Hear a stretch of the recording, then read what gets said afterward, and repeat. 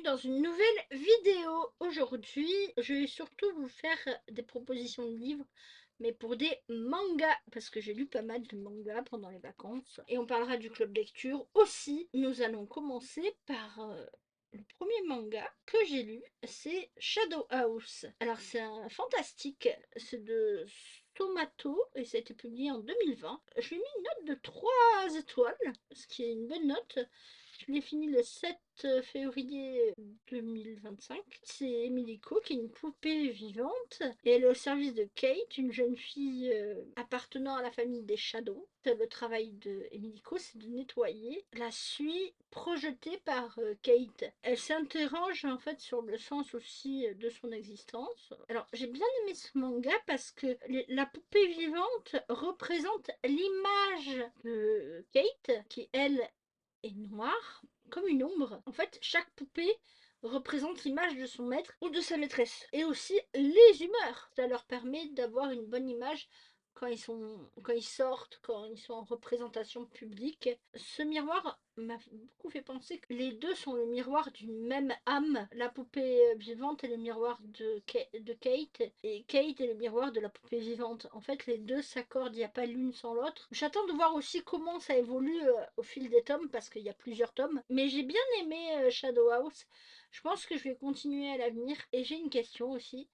Est-ce que vous êtes empathique? L'empathie est très important et je trouve que dans Shadow House, il y a aussi ça, il y a aussi le fait d'être empathique et de savoir ce que ressent ton maître ou ta maîtresse et de le faire ressentir aux autres. C'est intriguant parce que on se demande comment les Shadows sont devenus comme ça. Qu'est-ce qui s'est passé pour avoir ça? Mais au-delà de ça, je trouve que c'est vraiment toujours aussi bien. Et ça a été un premier tome, ça a été une vraie découverte. Je pense que je finirai cette saga. Ensuite, c'est vrai que les mangas, moi je m'y suis mis tardivement. Autant on me disait pas que les BD c'était pas de la littérature, mais en fait, je pensais que j'aurais plus de mal ou de difficulté à me plonger dans un manga.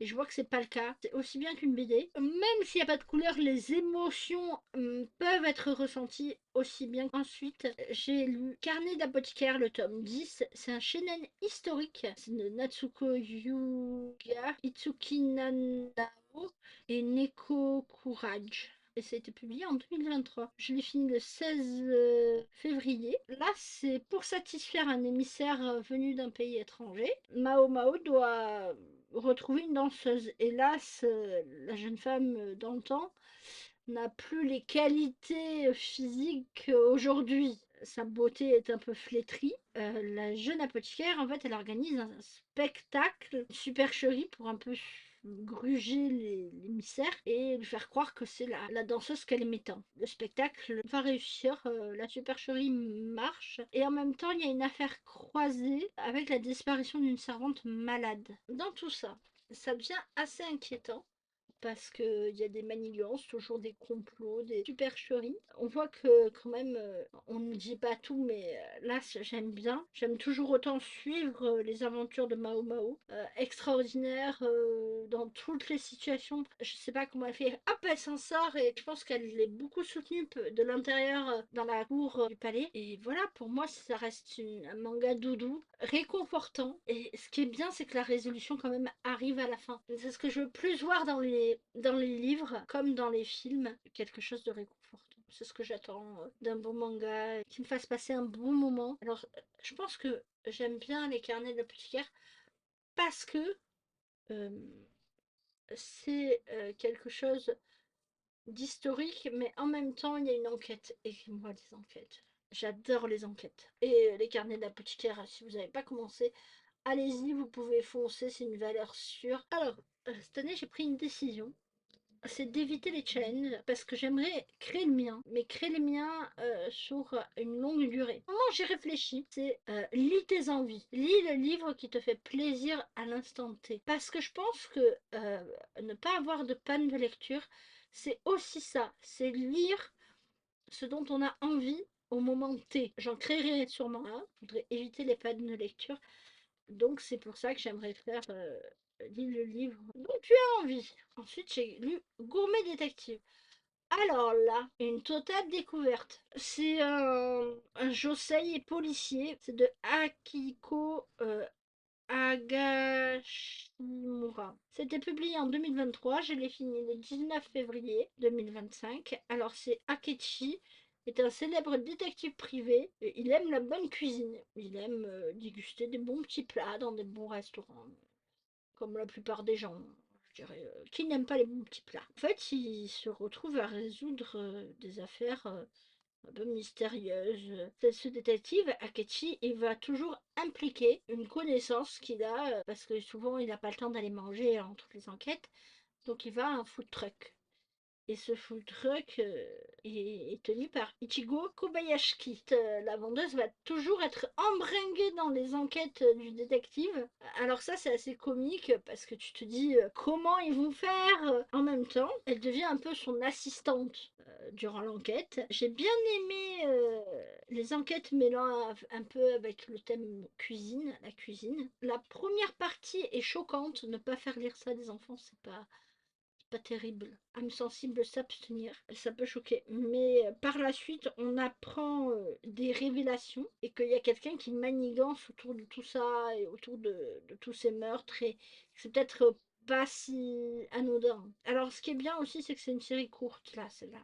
Donc, je vous laisse tout le plaisir de découvrir Gourmet Détective, ce manga. Ensuite, je vais vous parler d'une bande dessinée. Là, j'ai lu une autrice que j'avais beaucoup aimée, que j'avais découvert pour le prix Gribouille. Et j'avais beaucoup aimé sa première BD, c'est Celle qui parle. Et là, c'était sa deuxième BD, et comme j'avais adoré la première, j'ai dit on va voir ce que ça donne sur celle-là. Celle-là est très très jolie aussi, totalement différente pour moi.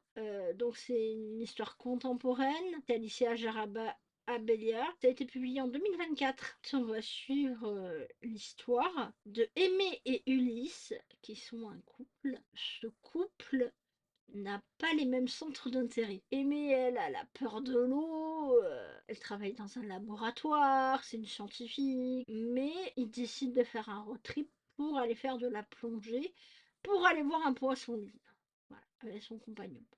Donc ils sont embarqués là-dedans.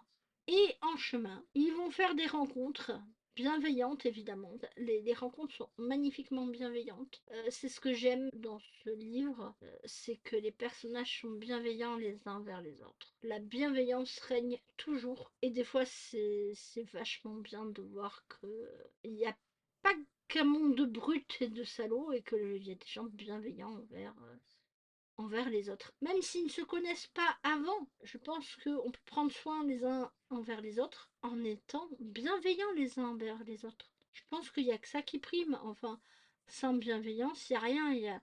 Sinon, on se marche sur la gueule et puis vaille que vaille, il est pour tous. Hein. Et je pense que c'est ce qui manque dans notre société à l'heure actuelle. La bienveillance n'est plus là. Ou alors, elle a laissé la place à l'individualisme et l'égoïsme. Voilà, ça reste mon avis. Hein. Et Ulysse, lui, il s'interroge sur sa vie parce que il était scientifique, mais ça lui plaît pas. Il veut devenir moniteur de plongée et c'est sa passion. C'est toute une histoire de tension entre eux, de doute permanent peut y avoir entre eux. Je pense que la vie est un doute permanent. On doute de tout. Alors, j'ai apprécié cette bande dessinée parce qu'elle parle de relations avec les proches, avec des connaissances, avec malgré les incompréhensions des uns et des autres, on peut vivre chacun et faire un pas vers les autres. C'est-à-dire, on peut faire des efforts vers les autres pour arriver à son but. On peut même créer de nouvelles amitiés, parfois surprenantes. Alors, je dirais que j'ai moins aimé cette BD parce que le thème était différent. Mais ça reste tout aussi beau à lire et intéressant. Les émotions, faut pas le nier. Les relations entre les gens sont là. Il ne faut pas l'oublier. Je vous dis une dernière chose. Avec mon club lecture, le pavé dans la marche, je vais lire le dernier gardien d'Ellis Island. Je n'ai pas réussi à le lire. Mais je ne suis pas du tout rentrée dans le livre. Hein. J'ai bien peur de l'abandonner. C'est pour ça que, je vous dis, la création de challenge, je pense que ça pourrait être bien. Lis au fil de tes envies. Ça pourrait être pas mal. Donc je vous dis merci d'avoir regardé cette vidéo. Merci beaucoup pour les commentaires. Un pouce bleu, un abonnement si c'est pas déjà fait. Et je vous dis plus dans le bus et à bientôt pour une prochaine vidéo. Bye!